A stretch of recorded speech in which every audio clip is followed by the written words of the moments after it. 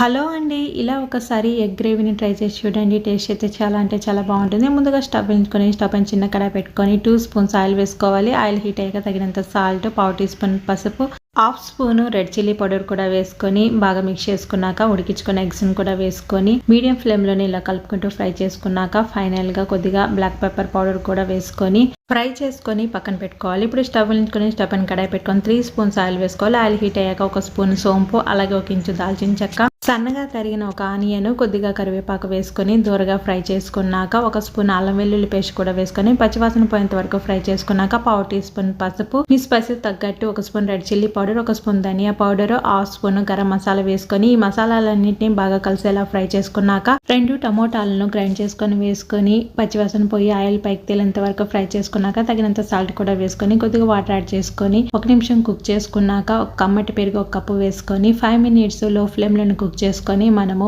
Fry చేసుకున్న eggs కూడా వేసుకొని 1 నిమిషం కుక్ చేసుకొని ఫైనల్ గా కొత్తిమీర వేసుకొని స్టవ్ ఆపేసి ఈ ఎగ్ గ్రేవీ చపాతీ, రైస్ అన్నిట్లోకి చాలా అంటే చాలా టేస్టీగా ఉంటుంది. థ్యాంక్స్.